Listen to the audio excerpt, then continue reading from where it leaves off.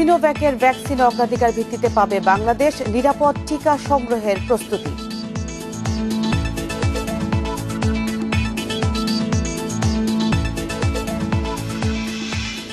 ঋণের টাকায় 1 লাখ অনুমোদনহীন মাস্ক ক্রয়, 27 কোটি টাকার পিপিই কেনায়ও অনিয়ম।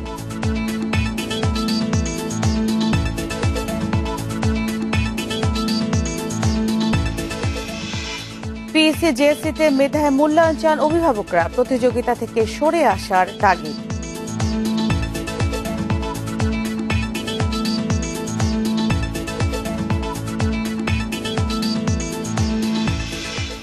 ভোলায় বন্যা নিয়ন্ত্রণ বাঁধের 90 ভাগই ভাঙনের ঝুঁকিতে, অল্প জোয়ারেই ডুবে যায় লোকালয়।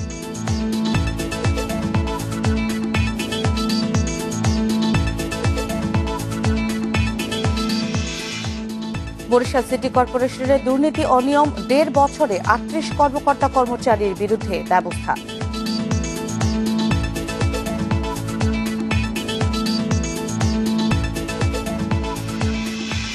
স্বাগত বিরতিহীন ইন্ডিপেন্ডেন্ট সংবাদে। এই মুহূর্তে সংবাদে আপনাদের সঙ্গে আছি আমি নুজহাত আফরিন এবং আমি সাফাত বিন ফরিদ। শুনছিলেন শিরোনাম, এবারে যাব পুরো খবরে। চীনা প্রতিষ্ঠান সিনোভ্যাকের ভ্যাকসিন এলে অগ্রাধিকার ভিত্তিতেই পাবে বাংলাদেশ। তবে কার্যকর ও পার্শ্ব প্রতিক্রিয়াহীন ভ্যাকসিন যে দেশে আগে তৈরি হবে সেখান থেকেই সংগ্রহ করার প্রস্তুতি নেওয়ার তাগিদ দিচ্ছেন বিশেষজ্ঞরা। এজন্য সরকারকে যোগাযোগ বাড়ানোর উপর জোর দেওয়ার পরামর্শ তাদের। অগ্রাধিকার ভিত্তিতে ভ্যাকসিন দেওয়ার শর্তে চীনা প্রতিষ্ঠান সিনোভ্যাককে বাংলাদেশে তাদের ভ্যাকসিনের ট্রায়ালের অনুমতি দিয়েছে সরকার। সব প্রক্রিয়া সফলভাবে শেষ হলেই সিনোভ্যাকের ভ্যাকসিন প্রয়োগের অনুমোদনের পর্যায়ে আসবে। আমরা ট্রায়াল করতে দিব।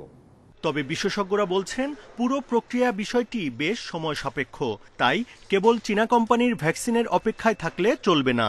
যেখানেই আগে ভ্যাকসিন তৈরি হবে সেখান থেকেই সংগ্রহের প্রস্তুতি রাখতে হবে।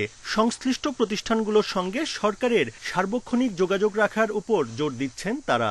আমরা খেয়াল রাখবো যে দেশি করুক, যেটা সবচেয়ে ভালো, কার্যকরী, পার্শ্ব প্রতিক্রিয়া কম এবং জনগণের ক্রয় ক্ষমতার মধ্যে আমরা যেন ওই ভ্যাকসিনদের সংগ্রহ করতে পারি, তার জন্য এখন থেকেই কার্যকরী পদক্ষেপ নেওয়া দরকার। বিভিন্ন দেশে এবং বিভিন্ন কোম্পানি তাদের সাথে একটা সার্বক্ষণিক যোগাযোগ রাখতে হবে, কারণ আমরা জানি না কোন ভ্যাকসিনটা মানসম্মত, কোন ভ্যাকসিনটা কার্যকর এবং কোন ভ্যাকসিনটা মানব শরীরে কোনো ক্ষতি করবে না। সুতরাং আমাদেরকে যত বেশি ভ্যাকসিনে আমাদের অ্যাক্সেস থাকবে আমাদের জন্য ভালো, আমাদের তখন চয়েসটা থাকবে, উই ক্যান চুজ যে আমরা এই ভ্যাকসিনটা নিব। ভ্যাকসিন পাওয়া গেলে প্রয়োগের ক্ষেত্রে চিকিৎসক, নার্স ও স্বাস্থ্যকর্মীদের পাশাপাশি জটিল রোগে আক্রান্তদের অগ্রাধিকার দেওয়ারও পরামর্শ বিশেষজ্ঞদের। পাশাপাশি নিশ্চিত করতে হবে অবকাঠামোগত সুবিধা। ইনফ্রাস্ট্রাকচার বা ধরেন ফ্রেমওয়ার্ক বা প্ল্যানিং এটা কিন্তু এখন থেকে করা উচিত। আমরা যদি এখন থেকে এগুলো করে রাখি, ভ্যাকসিন আসার সাথে সাথে যেন কোনো হজবরল অবস্থা তৈরি না হয়, ভ্যাকসিনের সাথে সাথে আমাদের জনগণ সুষ্ঠুভাবে ভ্যাকসিনটা পেয়ে যায়, তার জন্য কার্যকরী পদক্ষেপ এখন থেকে নেওয়া উচিত। বিশ্বজুড়ে 200-র বেশি প্রতিষ্ঠান করোনার ভ্যাকসিন উদ্ভাবনের লক্ষ্যে কাজ করছে। ট্রায়ালে এগিয়ে রয়েছে যুক্তরাজ্যের অক্সফোর্ড, চীনের সিনোভ্যাক, যুক্তরাষ্ট্রের মডার্না, অস্ট্রেলিয়ার মার্ডোক চিলড্রেন্স রিসার্চ ইনস্টিটিউট সহ 6টি প্রতিষ্ঠান। Buddhadeb Kundu, independent news, Dhaka. অগ্রাধিকার ভিত্তিতে বাংলাদেশে অক্সফোর্ডের করোনা ভ্যাকসিন প্রাপ্তি নিশ্চিতে ভারতীয় প্রতিষ্ঠান সেরাম ইনস্টিটিউটের সঙ্গে বেক্সিমকো ফার্মার সমঝোতা চুক্তি হয়েছে। 4টি দেশে এই ভ্যাকসিনের 3য় ধাপের পরীক্ষা চলছে। এ বছরের শেষে অক্সফোর্ডের ভ্যাকসিন চূড়ান্ত অনুমোদন পেতে পারে। ভ্যাকসিন উৎপাদনকে এগিয়ে নিতে সেরাম ইনস্টিটিউটে বিনিয়োগ করবে বেক্সিমকো ফার্মা। এর ফলে অক্সফোর্ডের করোনা ভ্যাকসিন দ্রুত পাওয়ার ক্ষেত্রে এক ধাপ এগিয়ে গেল বাংলাদেশ। বেক্সিমকো ফার্মা জানিয়েছে দেশে যত ভ্যাকসিন লাগবে তা সরবরাহের চেষ্টা করবে প্রতিষ্ঠানটি। সেরাম ইনস্টিটিউটের প্রধান নির্বাহী আদর সি পুরাওয়ালা এবং বেক্সিমকো ফার্মা লিমিটেডের প্রিন্সিপাল শায়ান এফ রহমান যৌথ বিবৃতিতে বলেছেন, অত্যন্ত আশাব্যঞ্জক এই ভ্যাকসিন যাদের বেশি প্রয়োজন আগেভাগেই তাদের দোরগোড়ায় পৌঁছে দিতে একসঙ্গে কাজ করবেন তারা।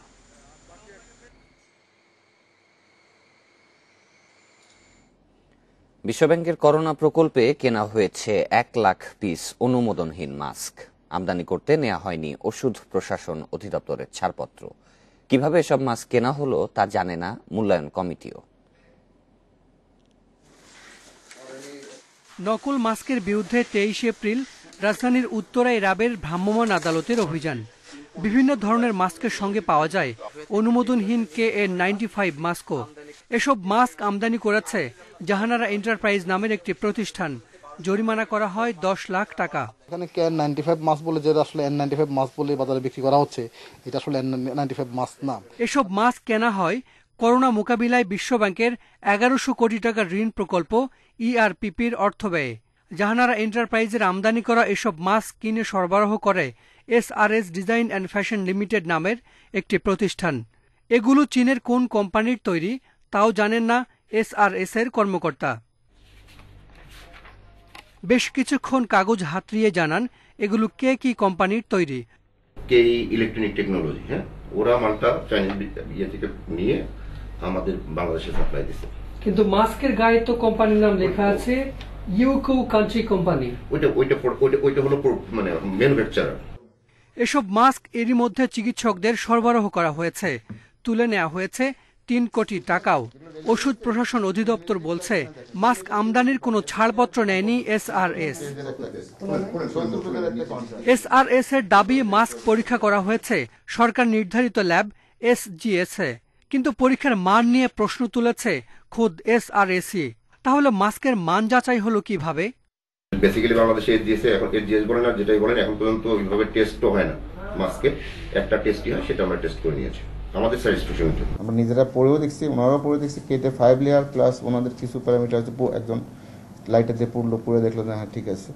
পরবর্তীতে আমরা SGS টেস্ট করি। মাস্ক কেনাকাটায় 2টি কমিটি হলেও গঠন করা হয়নি জরিপ কমিটি। নিম্নমানের এসব মাস্ক কেনা ও সরবরাহের বিষয়ে জানেন না কমিটির সদস্যরা। সরবরাহকারী তো একটা মাধ্যম, আর হচ্ছে যে চালিকা শক্তি তো অন্য জায়গায়। সেই চালিকা শক্তির কুঠারাঘাত করতে হবে আমাদেরকে, তা নাহলে আমরা আসলে এগুলা মানে আপনার সাইক্লিক অর্ডারে ঘুরতেই থাকবে, হতেই থাকবে, চলতেই থাকবে। শুধু মাস্কই নয়, PPE কেনার ক্ষেত্রেও করা হয়েছে বড় ধরনের অনিয়ম। স্বাস্থ্য অধিদপ্তরের গ্যারেজে এই হাজার হাজার PPE পড়ে আছে গত 2 মাস ধরে। এই PPE গুলো কেনার ক্ষেত্রেও দর যাচাই কমিটি, মূল্যায়ন কমিটি কিংবা জরিপ কমিটি কারো কোনো ধরনের সুপারিশই নেওয়া হয়নি।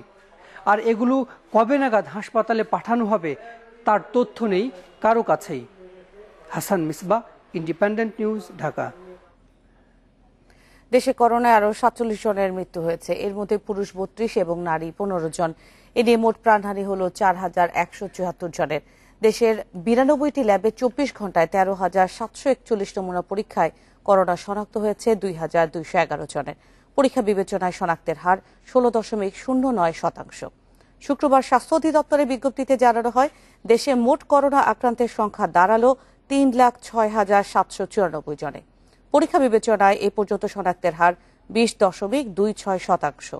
শনাক্ত বিবেচনায় মৃত্যুর হার 1.36। সুস্থ হয়েছেন আরও 3,378 জন। এ নিয়ে মোট সুস্থ 1,96,836 জন।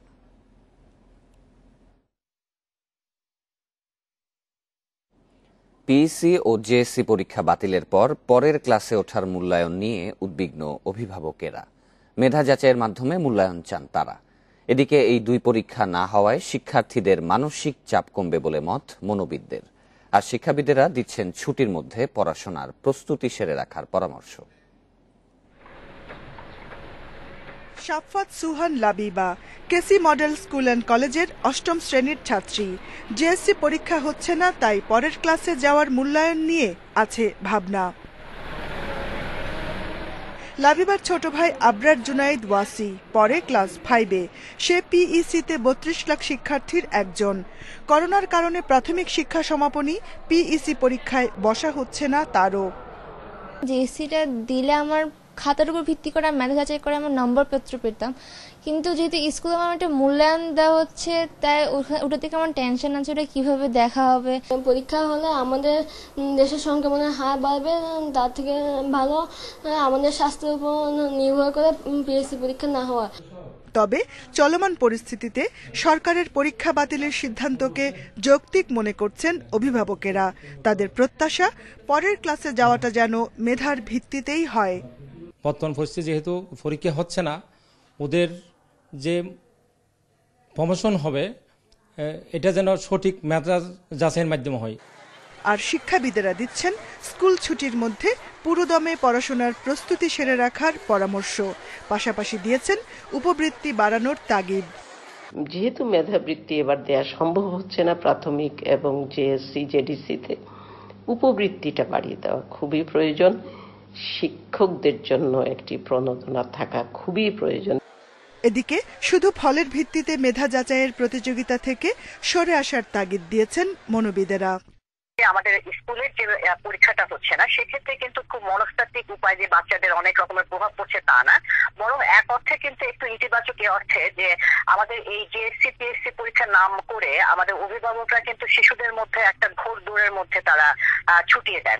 একসময় পিইসি জেএসসি পরীক্ষা না থাকলেও ক্ষুদে শিক্ষার্থীদের পড়াশোনায় বড় কোনো প্রভাব পড়েনি জানিয়ে মনোবিদেরা আরও বলছেন, ভালো ফলের জন্য উদ্বিগ্ন না হয়ে শিশুর মানসিক স্বাস্থ্য ঠিক রাখতে যুক্ত করতে হবে খেলাধুলা ও সামাজিক কার্যক্রমে। Jahanara Parvin, independent news, Dhaka. সিনহা হত্যা মামলায় বরখাস্ত হওয়া ওসি প্রদীপ সহ প্রধান 3 আসামির তৃতীয় দফায় 3 দিন করে রিমান্ড মঞ্জুর হয়েছে। শুক্রবার কক্সবাজারের সিনিয়র জুডিশিয়াল ম্যাজিস্ট্রেট তামান্না ফারা এই আদেশ দেন। তবে এতে আইনের লঙ্ঘন হয়েছে দাবি করে জামিনের জন্য উচ্চ আদালতে যাওয়ার কথা জানিয়েছেন আসামিপক্ষের আইনজীবীরা। স্বাস্থ্য পরীক্ষার পর আইনশৃঙ্খলা বাহিনীর কড়া প্রহরার মধ্যে আদালতে আনা হয় সিনহা হত্যা মামলার প্রধান 3 আসামি বরখাস্ত হওয়া ওসি প্রদীপ, পরিদর্শক লিয়াকত ও উপপরিদর্শক নন্দদুলালকে। আদালতে তোলার পর বাদী বিবাদীর উপস্থিতিতেই হয় র্যাবের করা নতুন করে 4 দিনের রিমান্ড আবেদনের শুনানি। শুনানি শেষে তাদের সবাইকে 3 দিন করে র্যাব হেফাজতে জিজ্ঞাসাবাদের অনুমতি দেয় আদালত। বাদীপক্ষের আইনজীবীরা জানান, তদন্তের স্বার্থেই মামলার প্রধান 3 আসামির আবারও রিমান্ডে নেওয়া প্রয়োজন। বিষয়টি অনুধাবন করে আদালত যে আদেশ দিয়েছে তা এই হত্যা রহস্য উদ্ঘাটনে গুরুত্বপূর্ণ ভূমিকা রাখবে। আমরা 15 দিন এখনো পুরো করিনি, কেননা 15 দিন হওয়ার জন্য ওটা অ্যাক্টিভিজমের প্রয়োজন। অ্যাক্টিভিজমটা হলো ওনাদেরকে সশরীরে নিয়ে যেতে হবে, ওখানে রাখতে হবে, জিজ্ঞাসাবাদ করতে হবে, তারপর ফেরত আনতে হবে। এটাই হলো কার্যকারিতা। কার্যকারিতা এখানে হয় নাই। স্বচ্ছতা যদি থাকতো তাহলে তার আমাদের রিমান্ডের প্রয়োজন হতো না। ঠিক আছে, এটা আমরা যাচাই বাছাই করতেছি। তবে আসামিপক্ষের আইনজীবীদের দাবি, তৃতীয় দফায় নতুন করে রিমান্ডের অনুমতি দেয়ায় আইনের লঙ্ঘন হয়েছে। আসামিদের জামিনের জন্য উচ্চ আদালতে যাবেন তারা। 22 দিন সে পুলিশ কাস্টাডিতে, আজকে পর্যন্ত 15 দিন ম্যাক্সিমাম থাকতে পারে। পিআরবি এবং আপনার সিআরপিসিতে স্পেসিফিক্যালি উল্লেখ করা আছে। So it is a serious breach of statutory provisions, simple, আর কিছুই না। আমরা will move the high courts very soon. কিন্তু নতুন করে রিমান্ড মঞ্জুরে আইনের ব্যত্যয় হয়নি দাবি বাদীপক্ষের। এরা সাবসেকশন 2 পর্যন্ত আছে, 3 পড়তেছে না। আর এরা বলতেছে যে হাত পা ভেঙে দিছে, রিমান্ড দিলে মেরে ফেলবে। তা আমরা বলছি যে বাদীপক্ষে দেখেন 3 জনেই আছে ইনট্যাক্ট, হাত পা সবার ঠিক আছে।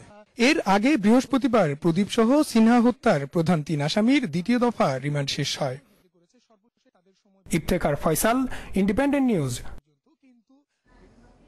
সড়কে জমা পানি ছিটকে পড়েছে গায়ে, এজন্য অটো চালককে মারধর। আর এর প্রতিবাদ করতে গিয়ে প্রাণ দিতে হলো এইচএসসি পরীক্ষার্থী সোহাগকে। সিসিটিভি ক্যামেরার ফুটেজে দেখা গেছে সোহাগকে হত্যায় জড়িত ছিল 6 জন, তাদের মধ্যে একজন স্থানীয় বাসিন্দা। তাদের সবাইকে চিহ্নিত করেছে পুলিশ, এখন চলছে গ্রেফতার অভিযান। বৃহস্পতিবার রাত 8:30টার দিকে উত্তরখানের রাজাবাড়ী খ্রিস্টান পাড়ায় একটি তৈরি পোশাক কারখানার সামনে দিয়ে যাচ্ছিল একটি অটোরিকশা।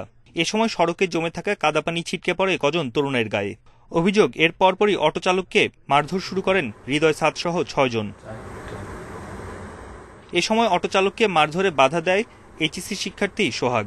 এতে ছুরিকাঘাত করা হয় তাকে। উদ্ধার করে স্থানীয় হাসপাতালে নেওয়ার পর সোহাগকে মৃত ঘোষণা করেন কর্তব্যরত চিকিৎসক। ও যা বলছে যে বাবার বয়সী লোক, কেন তাকে মারলি এইভাবে, এই কথা বলা মাত্র ওই ছেলেগুলো সোহাগকে ধাক্কা দেয়। তখন সোহাগ ওর গায়ে একটা থাপড় দেয়, থাপড় দেওয়ার সঙ্গে ছুরিটা বের করেই সোহাগের পার দেয়। তুচ্ছ ঘটনার জেরে সোহাগকে হত্যার দৃষ্টান্তমূলক বিচার দাবি করেছেন তার স্বজনেরা। প্রতিবাদ করছে যে মার হতো না, বা একটা ধাক্কা দিতে পারে বা চর দিতে পারে, দেওয়ার পরে লগলগই মানে সরিয়ে পার দিছে একদম। আইনের প্রতি আমি শ্রদ্ধা রেখে তাদেরকে আইনে আওতায় এনে তাদেরকে মৃত্যুদণ্ড দেওয়া হোক এবং আমি ফাঁসি চাই। এ হত্যাকাণ্ডে জড়িতদের সবার বয়স 22 থেকে 26 বছরের মধ্যে। তাদের বেশিরভাগই স্থানীয় নন বলে জানিয়েছে পুলিশ ও স্থানীয়রা।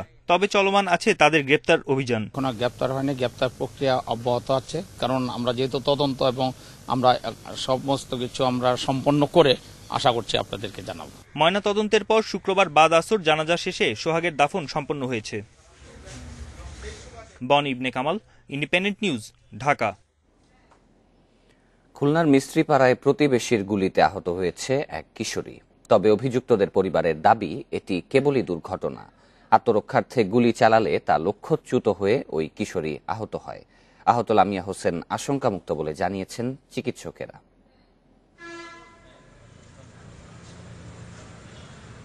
বিকট শব্দ শুনে বাড়ি থেকে বের হয়েছিল স্কুলছাত্রী লামিয়া হোসেন। কিছু বুঝে ওঠার আগেই গুলি লাগে তার পায়ে। গুলি চালানোর অভিযোগ প্রতিবেশী ইউসুফ আলী সর্দারের বিরুদ্ধে। পরে লামিয়াকে উদ্ধার করে ভর্তি করা হয় খুলনা মেডিকেল কলেজ হাসপাতালে। তবে সে আশঙ্কামুক্ত বলে জানিয়েছেন চিকিৎসকেরা। পুলিশ জানিয়েছে ইউসুফ আলী সর্দারকে হেফাজতে নিয়েছেন তারা। জব্দ করা হয়েছে তার অস্ত্রটি। লাইসেন্স করা অস্ত্র দিয়ে উনি গুলি করেছেন, এই অস্ত্রটা জব্দ করা হয়েছে। এই বিষয়ে মামলা রুজুর বিষয়টি প্রক্রিয়াধীন। বিস্তারিত আমরা খতিয়ে দেখছি, পরবর্তীতে আপনাদেরকে জানানো। স্বজনেরা বলছেন আত্মরক্ষার্থে লাইসেন্স করা অস্ত্র দিয়ে গুলি চালিয়েছিলেন ইউসুফ আলী সর্দার। লামিয়া গুলিবিদ্ধ হওয়ার ঘটনাটি দুর্ঘটনাবশত। ইউসুফ আলীর বাড়িতে আসা 4 জনের সঙ্গে ব্যবসায়িক বিরোধের জেরে গুলির ঘটনা ঘটেছে বলেও ধারণা তাদের। কেসিসির একটা কাজ পাইছিল 1 কোটি টাকার উপরে, সেই কাজটা কিনা সে বিক্রি করে দিছিল। অনেকে কেনার জন্য আসছিল, শুনেছিলাম আমাদের কাছে বেচতে হবে বা বেচো। তো এখন কোনটা কিসের আমি বাস্তব বা প্রকৃত আমি জানি না। পুলিশ জানিয়েছে পুরো ঘটনাটি খতিয়ে দেখছেন তারা। Independent news desk. এবারের বন্যায় গত 2 মাসে প্রাণহানি 253 জনের। 30 জুন থেকে 28 আগস্ট পর্যন্ত দুর্গত এলাকায় পানিতে ডুবে 212 জনের, সাপের কামড়ে 25, বজ্রপাতে 13 এবং ডায়রিয়া ও আঘাতে মৃত্যু হয়েছে আরও 2 জনের। স্বাস্থ্য অধিদপ্তরের ন্যাশনাল হেলথ ক্রাইসিস ম্যানেজমেন্ট সেন্টারে দেয়া হালনাগাদ প্রতিবেদনে মিলেছে এসব তথ্য। চলতি মৌসুমে 26 জুন শুরু হয় প্রথম দফায় বন্যা। 10 জুলাই দ্বিতীয়, 19 জুলাই তৃতীয় এবং 18 আগস্ট প্লাবিত হয় উপকূলীয় অঞ্চল। পানিবন্দী হয়ে পড়েন হাজারো পরিবার। দুর্গত এলাকায় ডায়রিয়া, চর্মরোগ, চোখ ও শ্বাসনালীর প্রদাহ সহ নানা রোগে আক্রান্ত 57,301 জন। এর মধ্যে অর্ধেকেরই বেশি ভুগেছেন ডায়রিয়ায়। স্বাস্থ্য অধিদপ্তরের ন্যাশনাল হেলথ ক্রাইসিস ম্যানেজমেন্ট সেন্টারের প্রাকৃতিক দুর্যোগ ও বন্যাজনিত মৃত্যুর হালনাগাদ প্রতিবেদন বলছে 30 জুন থেকে 27 আগস্ট পর্যন্ত দুর্গত এলাকায় ক্ষতিগ্রস্ত মানুষের সংখ্যা 68,923 জন। আর শুক্রবার পর্যন্ত মারা গেছেন 253 জন। টাঙ্গাইল, জামালপুর, কুড়িগ্রাম, লালমনিরহাট এই 4 জেলায় মৃতের হার সবচেয়ে বেশি। টাঙ্গাইলে আমাদের সবচেয়ে বেশি মৃত্যু, এবং জামালপুরে 2য় স্থান, এবং কুড়িগ্রাম 3য়, এবং 4র্থ হলো লালমনিরহাট এবং মানিকগঞ্জ। সবগুলো ডিস্ট্রিক্টে কম বেশি মৃত্যু আছে, আবার কিছু কিছু ডিস্ট্রিক্টে কোনো মৃত্যু নাই বললেই চলে। তবে সবচেয়ে বেশি মৃত্যু হচ্ছে পানিতে ডুবে। অসংক্রামক রোগ নিয়ন্ত্রণ বিভাগের পরিচালক জানিয়েছেন, বন্যায় নানা রোগের প্রকোপ ও মৃত্যু হার কমাতে দেশের প্রতিটি জেলায় মেডিকেল টিম গঠন, পানি বিশুদ্ধকরণ সহ বড় পরিসরে সচেতনতামূলক কার্যক্রম চালানোর উদ্যোগ নিয়েছে সরকার। বন্যা কবলিত এলাকায় যাতে মৃত্যু হার এবং আক্রান্তের হার দিন দিন কমে যায়, সেজন্য আমাদের প্রতিটি উপজেলাতে মেডিকেল টিম গঠন করা আছে। আপনার ইমার্জেন্সি মেডিকেল রেসপন্স টিম আছে। সেই মেডিকেল টিম সক্রিয়ভাবে কাজ করছে, মানুষকে উদ্বুদ্ধ করছে, সচেতন করছেন, নিরাপদ পানি পান করার জন্য মানুষকে বলছেন। সরকারি হিসেবে এবারে 4 দফা বন্যায় ক্ষতি হয়েছে প্রায় 6,000 কোটি টাকার। বন্যার পানি 46 দিন স্থায়ী হওয়ায় ঘরবাড়ি, গবাদি পশু, মাছ, ফসল, শিক্ষা ও ধর্মীয় প্রতিষ্ঠান থেকে শুরু করে ক্ষতিগ্রস্ত হয়েছে সড়ক, ব্রিজ ও বাঁধ।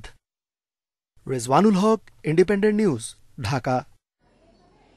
ভোলায় 358 কিলোমিটার বন্যা নিয়ন্ত্রণ বাঁধের মাত্র 33 কিলোমিটার স্থায়ী। বাকি 325 কিলোমিটার বাঁধই পুরনো, সরু, নিচু ও অস্থায়ী। এছাড়া বাঁধে জনবসতি, পশুপালন ও অপরিকল্পিত সড়ক থাকায় রয়েছে ভাঙনের ঝুঁকিতে।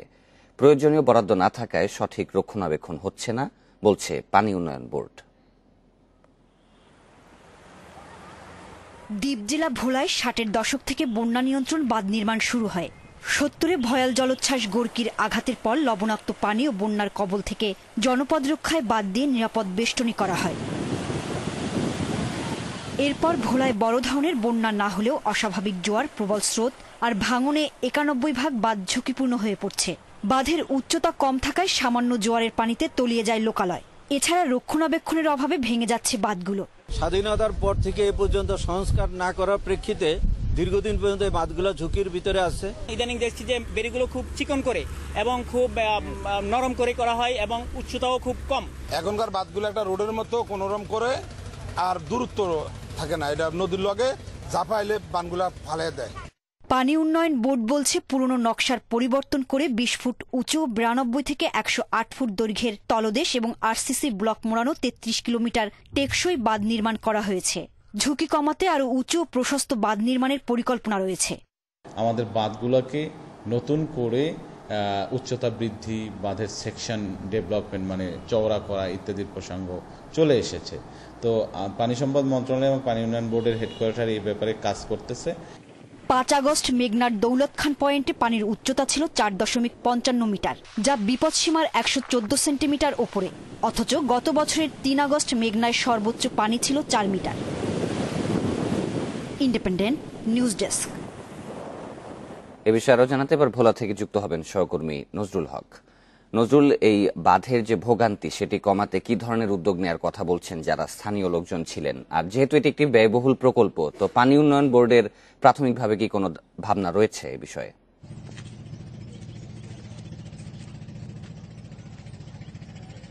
ধন্যবাদ আপনাকে। আপনি প্রতিবেদনটিতে দেখেছেন যে ভোলায় যে 358 কিলোমিটার বন্যা নিয়ন্ত্রণ বাঁধ রয়েছে তার মধ্যে 33 কিলোমিটার বাঁধকে এভাবে ব্লক দ্বারা বেষ্টিত করা হয়েছে এবং এই যে বাঁধটিতে আমি আছি এরকম উঁচু এবং চওড়া করা হয়েছে, যা হচ্ছে 9%। আর বাকি 91% বাঁধই কিন্তু দীর্ঘদিনের পুরনো, ঝুঁকিপূর্ণ, নড়বড়ে এবং সরু। সেসব বাঁধগুলোর আশপাশে যেসব মানুষ বাস করছে তাদের সংখ্যা হবে প্রায় 5 লাখেরও বেশি। এসব মানুষরা প্রতি বছর বর্ষা আসলেই আতঙ্কে থাকেন। এবার তারা বাঁধভাঙা জোয়ারের পানিতে চরম ভোগান্তির কবলে পড়েছেন। তারা বলছেন দিন দিন নদীতে পানির পরিমাণ বাড়ছে, যদি এভাবে পানির পরিমাণ বাড়তে থাকে তাহলে আগামীতে তাদেরকে আরো চরম ভোগান্তির শিকার হতে হবে। এই অবস্থা থেকে মুক্তির জন্য তারা পানি উন্নয়ন বোর্ডের কাছে বারবারই অনুরোধ করছেন সেই বাঁধগুলোকেও যেন এরকম ব্লক বেষ্টিত উঁচু এবং চওড়া বাঁধ বা টেকসই বাঁধে পরিণত করা হয়। কিন্তু পানি উন্নয়ন বোর্ড বলছে এটা অত্যন্ত ব্যয়বহুল প্রোগ্রাম। এবং পানি উন্নয়ন বোর্ড ভোলা 2-এর যে নির্বাহী প্রকৌশলী হাসান মাহমুদ, তিনি আমাকে বলেছেন এই যে বাঁধটা, এই বাঁধগুলি যেভাবে করা হয় তাতে প্রতি কিলোমিটার বাঁধের জন্য ব্যয় হয় 100 কোটি টাকা। যদি ভোলার সকল বাঁধকে এভাবে টেকসই করা হয় তাহলে এই মুহূর্তে প্রয়োজন হবে প্রায় 35,000 কোটি টাকা, যে টাকার সংকুলন করা মন্ত্রণালয় কিংবা বোর্ডের পক্ষে এই মুহূর্তে খুবই কঠিন। তারপরও তিনি আশাবাদ ব্যক্ত করেছেন যে চেষ্টা চলছে আগামীতে যে ঝুঁকিপূর্ণ বাঁধগুলো রয়েছে সেই বাঁধগুলোকেও পর্যায়ক্রমে এভাবে টেকসই বাঁধে পরিণত করা। আর স্থানীয় বাসিন্দাদের অভিমত, এই বর্ষার শেষে শীতের যে সময়টা তারা পাবে, এই সময় যদি তারা উদ্যোগ গ্রহণ না করে তাহলে আগামীতে তারা যে ভোগান্তিতে পড়বে তা বর্ণনা করা যাবে না। সেই ভোগান্তি থেকে রক্ষার জন্য তারা পানি উন্নয়ন বোর্ডকে এখনই উদ্যোগ গ্রহণের অনুরোধ করেছেন। এই ছিল ভোলা থেকে আমার সর্বশেষ। ভোলার পরিস্থিতি জানাচ্ছিলেন সহকর্মী নজরুল হক। শহরে বেড়াতে গিয়ে পানিতে থাকা বিদ্যুতের তারের স্পর্শে এক পর্যটকের মৃত্যু হয়েছে। শুক্রবার সন্ধ্যা 7:30টার দিকে মিঠামইন উপজেলার হাসানপুর সেতু এলাকায় এই ঘটনা ঘটে। এই ঘটনায় আহত হয়েছেন আরও 4 জন। পুলিশ জানায় ঢাকা থেকে কয়েক বন্ধু কিশোরগঞ্জের হাওর এলাকায় ঘুরতে যান। একটি ইঞ্জিন চালিত নৌকায় করে তারা বিভিন্ন পর্যটন স্পট ঘুরে বেড়ান। ফেরার পথে মিঠামইন উপজেলার হাসানপুর ব্রিজের কাছে পল্লী বিদ্যুতের একটি তারের স্পর্শে পুরো নৌকাটি বিদ্যুতায়িত হয়।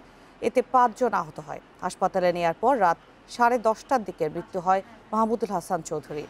আহতদের কিশোরগঞ্জ জেনারেল হাসপাতাল ও করিমগঞ্জ উপজেলা স্বাস্থ্য কমপ্লেক্সে ভর্তি করা হয়েছে।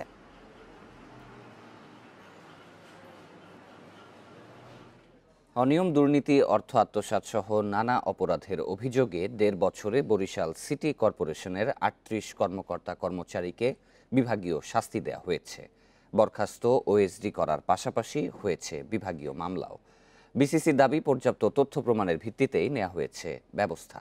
নগরবাসীর দাবি, যথাযথ তদন্তের মাধ্যমে দুর্নীতিতে জড়িতদের সাজা নিশ্চিত করতে হবে। বরিশাল সিটি কর্পোরেশনে 900 শ্রমিক কাজ করলেও নগদ অর্থ ছাড় হতো 2000-এর বেশি শ্রমিকের। 2018 সালে এ তথ্য ফাঁসের পর প্রতি মাসে প্রায় 9 লাখ টাকা আত্মসাতের অভিযোগে বরখাস্ত হন বিসিসির প্রধান হিসাবরক্ষক। এরপর অর্থ আত্মসাৎ, দুর্নীতি, কর্তব্যে অবহেলা সহ নানা অভিযোগে কর্পোরেশনের চিফ অ্যাসেসর, হিসাব শাখার প্রধান, ট্রেড সুপার, বিদ্যুৎ প্রকৌশলী, হাটবাজার সুপার সহ 38 কর্মকর্তা কর্মচারীকে শাস্তির আওতায় আনা হয়। সবশেষ 18 আগস্ট গাফিলতির অভিযোগে শোকজ করা হয় কর্পোরেশনের নির্বাহী প্রকৌশলীকে। প্রাতিষ্ঠানিক শৃঙ্খলা ভঙ্গ, অর্থনৈতিক দুর্নীতি, কর্তব্য অবহেলা এবং সিটি কর্পোরেশনের ভাবমূর্তি নষ্ট এবং জনস্বার্থের কর্মে ব্যাঘাত ঘটার কারণে এই পরিষদ এই ব্যবস্থা গ্রহণ করতে বাধ্য হয়েছে। দুর্নীতি কমায় বেড়েছে কর্পোরেশনের রাজস্ব আয়, ফলে কর্মকর্তা কর্মচারীর বেতন ভাতা দেওয়া সহ পরিশোধ হচ্ছে বকেয়া। কাজে ব্যাঘাত ঘটবে না এই জন্য যে আমাদের অল্টারনেটিভ এক্সপার্ট আছে, যেহেতু তারা তদবিরবাদ ছিলেন না, যেহেতু তারা দুর্নীতিগ্রস্ত ছিল না, সেহেতু তাদেরকে একপেশে করে রাখা হয়েছিল। সেবাগ্রহীতারা বলছেন, প্রশাসনের কঠোর অবস্থানের পর কমেছে ঘুষের প্রবণতা। পূর্বে কর্মচারীরা টাকা পয়সা চেত অফিসে বসে, এখন কেউ অফিসে বসে কোন টাকা পয়সা চায়নি কোন কাজের জন্য। আমি আমার একটা কাজে আসলাম ট্রেড লাইসেন্সের ব্যাপারে, তাদের সেবায় আমি সন্তুষ্ট। তবে নগরবাসীর দাবি, জড়িতদের বিরুদ্ধে যথাযথ তদন্ত ও শাস্তি নিশ্চিত হলেই দুর্নীতি নির্মূল সম্ভব হবে। ওএসডির মধ্যে সীমাবদ্ধ না, ওএসডির পরে তাদের বিরুদ্ধে তদন্ত হবে এবং মামলা হবে এবং তাদের আইনের আওতায় নিয়ে যথাযথ বিচারের ব্যবস্থার মধ্যে করতে হবে। 2002 সালে বরিশাল পৌরসভাকে সিটি কর্পোরেশনে উন্নীত করা হয়। Independent news desk. বরিশালের সিটি কর্পোরেশনের দুর্নীতির বিষয়ে আরও জানাতে এবার সেখান থেকে যুক্ত হবেন সহকর্মী মুরাদ আহমেদ। মুরাদ, কর্পোরেশনে যে অনিয়ম দুর্নীতিতে যারা জড়িত ছিলেন তারা কেন এখনো ধরাছোঁয়ার বাইরে, আর যাদের বিরুদ্ধে অপরাধের প্রমাণ পাওয়া গেছে তাদের শাস্তি কি এই ওএসডিতে সীমাবদ্ধ? এই বিষয়ে সংশ্লিষ্টরা কি বলছেন?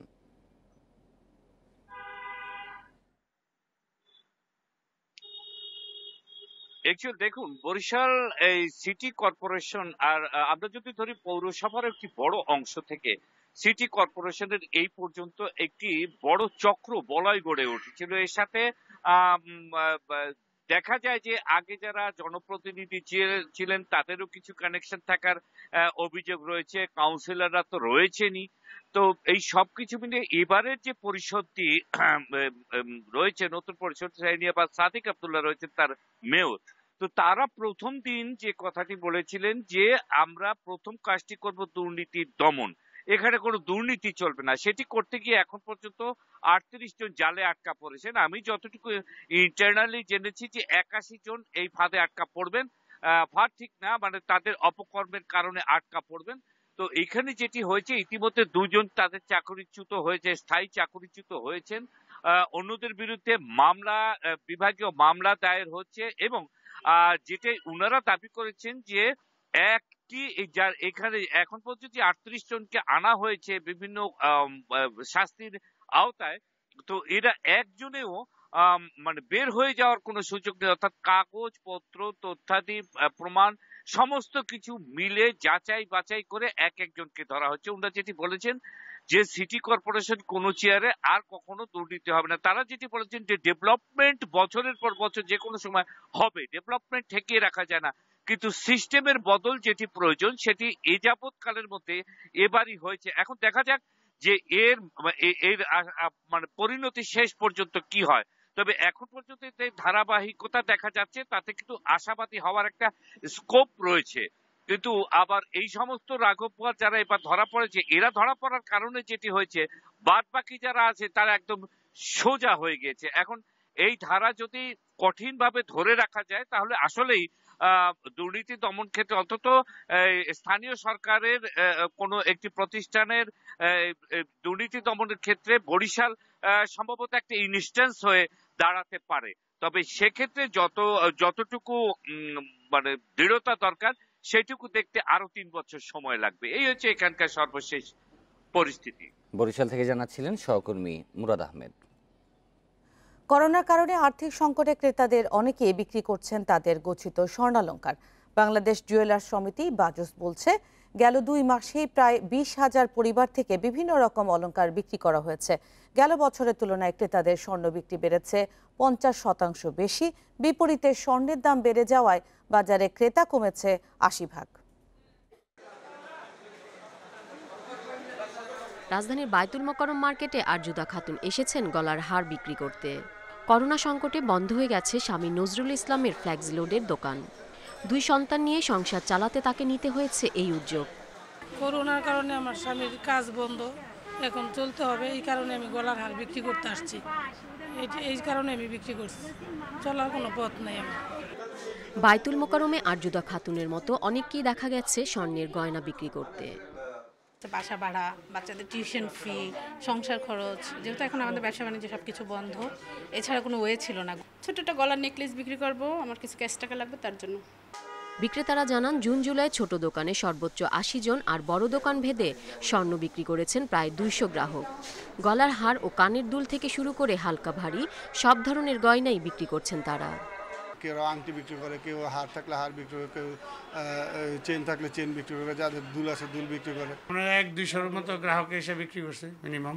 আর্থিক সংকট মনে করে 2 নম্বরে সোনার দামটাও খুব বেশি, সব মিলায়ে এত বিক্রি করতে আসে প্রতিদিন। বাংলাদেশ জুয়েলার্স সমিতি বলছে, সংকটের এই সময়ে নিজেদের গয়নাগাটি বিক্রি করে অনেকে বাড়ি ভাড়া ও চিকিৎসা ব্যয় সহ মেটাচ্ছেন বিভিন্ন খরচ। 20,000 পরিবার, যাদের সাথে নাকি আরও আপনার 1 লক্ষ লোক জড়িত, তাহলে দেখতে হবে যে কয়েক লক্ষ লোক এই স্বর্ণের কারণে আপনার বেঁচে গেছে, যাদের কারণে স্টক ছিল বলে বেঁচে গেছে। কারণ 1 ভরি স্বর্ণ 60 থেকে 70 হাজার টাকা সেল করে গিয়েছে, যারা নাকি এই 60 থেকে 70 হাজার টাকা থেকে 2 মাস 3 মাস পর্যন্ত তাদের সংসার খরচ চালিয়েছে। বর্তমানে 22 ক্যারেট স্বর্ণ প্রতি ভরি 77,215 টাকা এবং 21 ক্যারেট প্রতি ভরি স্বর্ণের দাম 74,066 টাকা। করোনা পরিস্থিতিতে গেল 6 মাসে স্বর্ণের বাজারে 600 কোটি টাকার বেশি ক্ষতি হয়েছে বলে দাবি করছে বাজুস। Irin Khatun, independent news, Dhaka. বেনাপোলের সাদিপুর সীমান্তে বিজিবির অভিযানে 9 কেজি 200 গ্রাম ওজনে 57টি স্বর্ণের বারসহ এক নারী আটক হয়েছেন। আটক বনেসা বেগম সাদিপুর গ্রামের বাসিন্দা।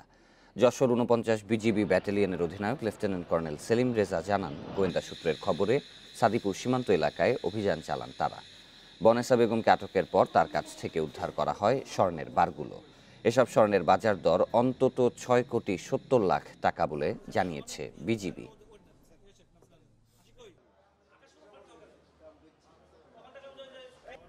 চলে গেলেন বিশিষ্ট কথাসাহিত্যিক সাংবাদিক রাহাত খান। হৃদরোগ, ডায়াবেটিস সহ বার্ধক্যজনিত নানা জটিলতায় ভুগছিলেন তিনি। তার মরদেহ রাখা হয়েছে বারডেম হাসপাতালের হিমঘরে। বেলা 11টায় জাতীয় প্রেস ক্লাবে জানাজার পর মিরপুরের বুদ্ধিজীবী কবরস্থানে হবে দাফন। তার মৃত্যুতে শোক জানিয়েছেন রাষ্ট্রপতি ও প্রধানমন্ত্রী।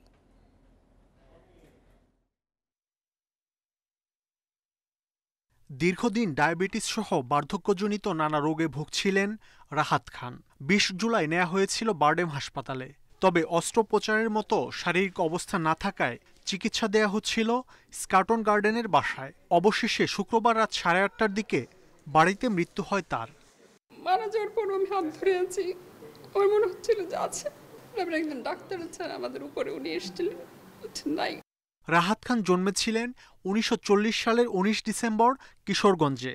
1961 সালে ঢাকা বিশ্ববিদ্যালয় থেকে বাংলায় স্নাতক করার পর অধ্যাপনা করেন জগন্নাথ বিশ্ববিদ্যালয় কলেজ, চট্টগ্রাম সরকারি কলেজ সহ নানা শিক্ষা প্রতিষ্ঠানে। 1969 সালে সাংবাদিকতা শুরু দৈনিক সংবাদ পত্রিকায়। পরে ইত্তেফাকের ভারপ্রাপ্ত সম্পাদকের দায়িত্ব পালন করেন তিনি।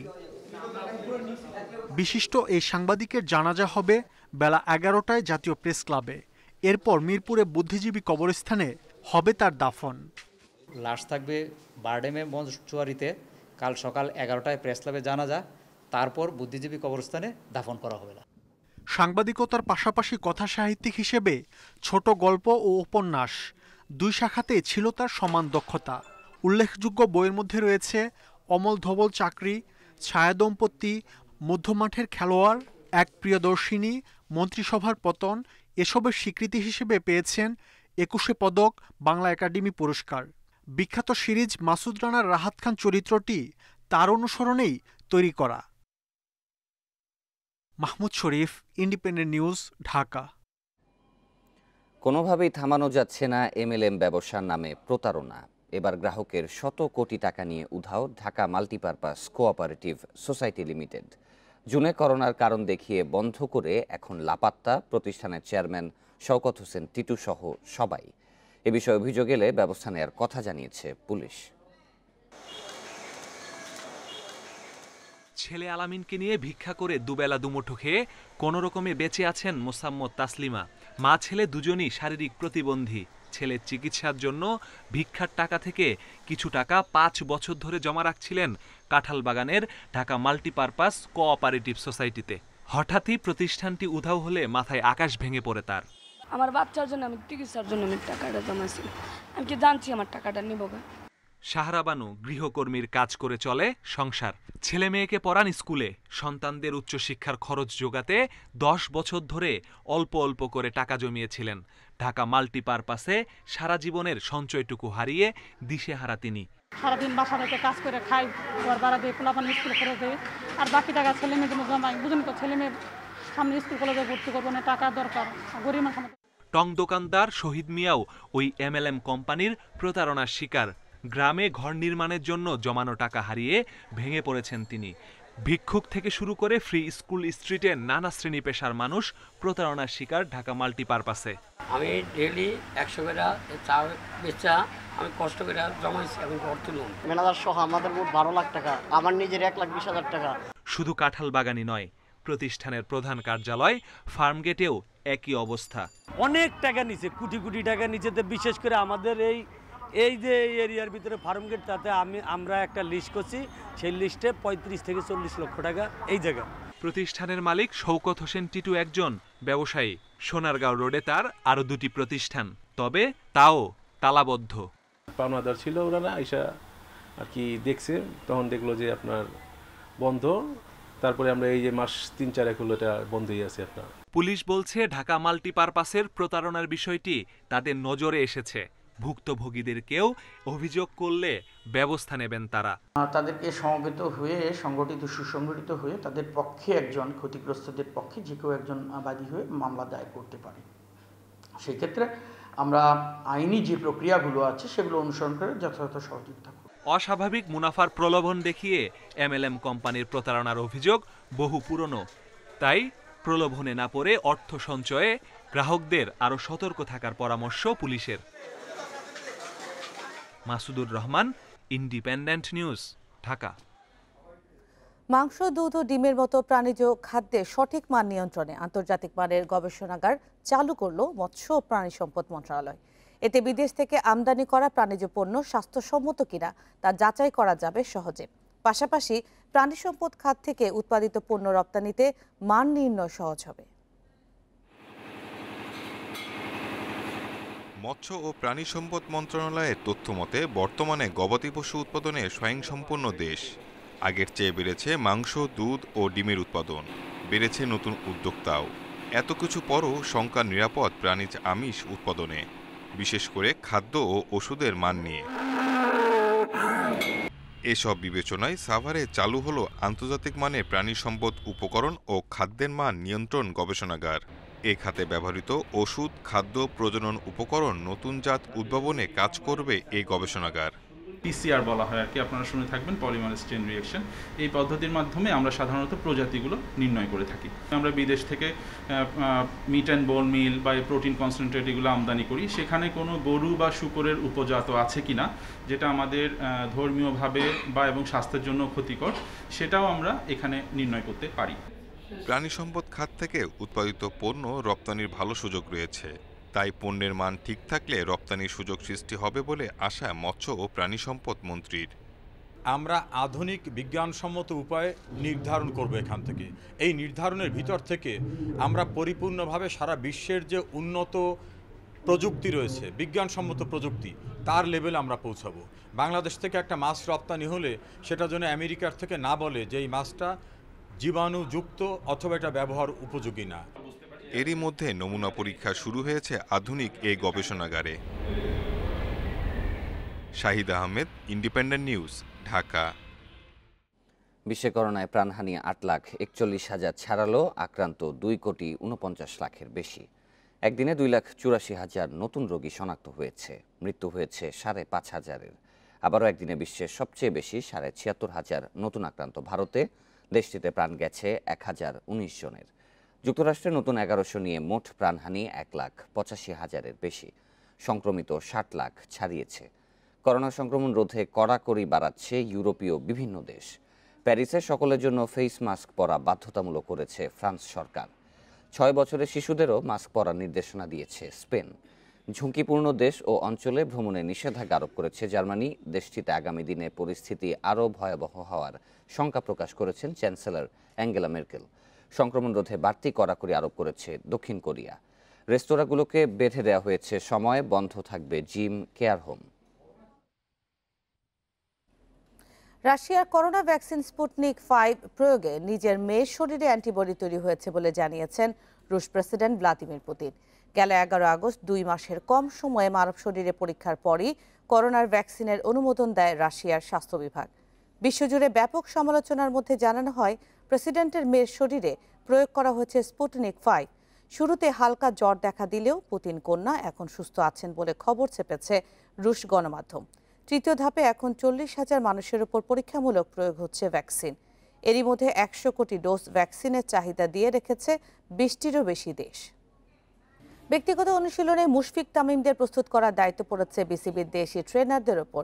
তুষার, ইফতি, ডালিমরা চেষ্টা করছেন সর্বোচ্চ, তবে দলীয় ক্যাম্প আর বিপ টেস্ট ছাড়া কিছুতে বোঝা যাচ্ছে না ফিটনেসের প্রকৃত অবস্থা। তারপরও শ্রীলঙ্কা সফরের আগে আন্তর্জাতিক পর্যায়ে ফিটনেস ফিরে পাবে টাইগাররা, বিশ্বাস ট্রেনারদের।